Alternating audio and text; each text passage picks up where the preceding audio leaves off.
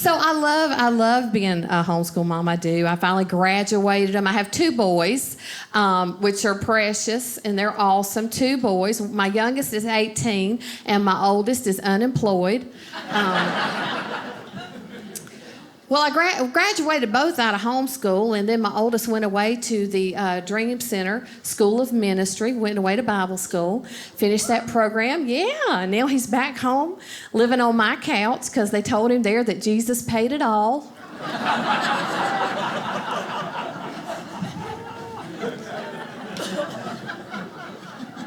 That's what happens when you're reading out that Bible app.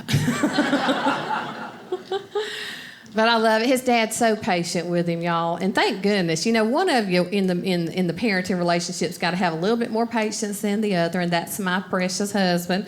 And he's kind of patient with me, too. And so we've been married for 22 years. And when we first got married, we weren't real compatible. Yes, honey, thank you. 22 years. Yeah, that's a long time not to smother somebody. Yeah. Thank you. And so, yeah, we weren't real compatible at first. Well, he's the kind of guy that likes sports, and I'm the kind of girl that likes naps. What else? He was Catholic, and I don't even drink.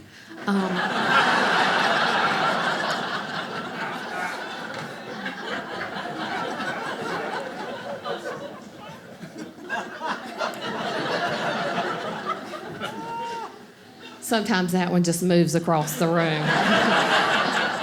We were waiting on you, sir.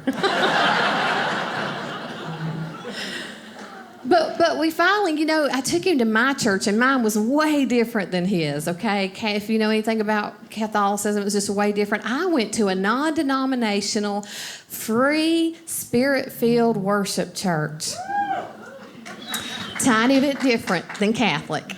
And he embarrassed the mess out of me, y'all, when we first got there. He kept staring at this woman on my row the whole time. And I was like, would you quit staring? And he said, I can't help it. I think she has a question. I said, baby, that's for Jesus.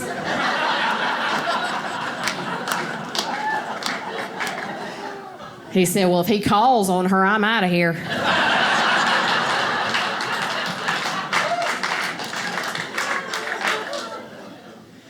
Oh, man. We went to our pastor and said, hey, you know, we were recently married. This was when we first got married. I said, how do we become one? I hear all these older married people talking about becoming one. How do you become one? And he said, well, that's easy. You serve together. So we started serving in youth ministry together before we realized we didn't like other people's kids.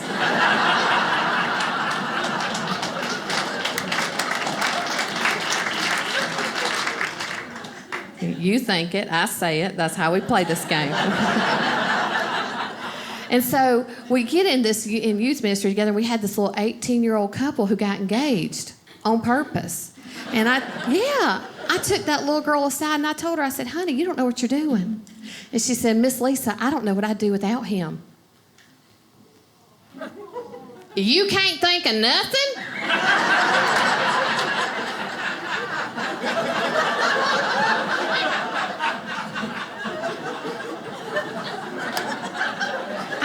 You're applying yourself, Michaela.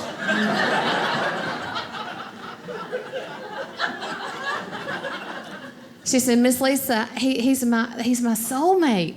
Like, he knows what I'm thinking. Sometimes he'll even finish my sentence before I do. Like, baby, that is a control freak. You better put a stop to that right now. But she was just done with me, y'all. She said, Miss Lisa, bottom line, when he walks in a room, I know he's the one. He takes my breath away. Baby, that is asthma. If you get an inhaler, it'll fix that. Baby, that ain't love, that's mucus.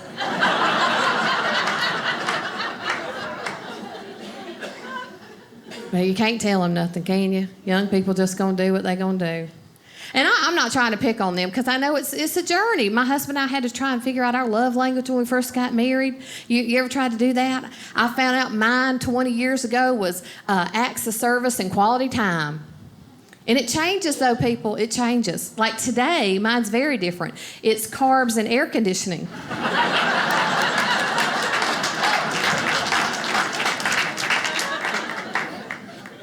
I tell young guys, hey, listen, you got some learning to do. And these older guys, if she's over 40, let me help you here. You can ditch the flowers.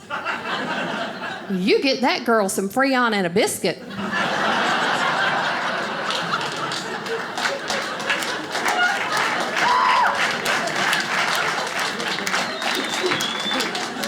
Be the best Valentine's of your life. But I get it. I know it's hard. I'm not trying to pick on young people. I remember being young. Don't y'all remember? I remember being young and in love. At that age, you don't even know if morning breath's going to be a deal breaker, That's why I slept with a pack of chewing gum under my pillow the first 6 months I was married. I don't know why I say I slept. I didn't sleep. I slept the next day on my lunch hour because I didn't want him to know I snore. I just lay there every night all posed up.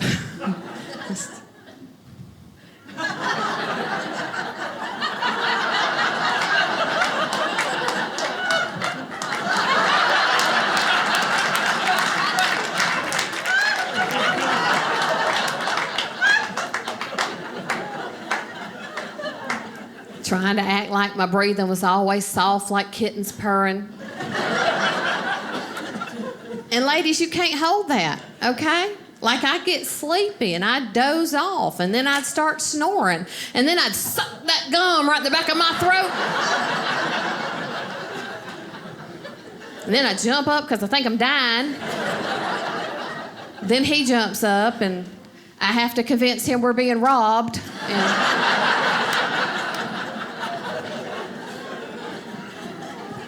He said that made sense. He heard a chainsaw.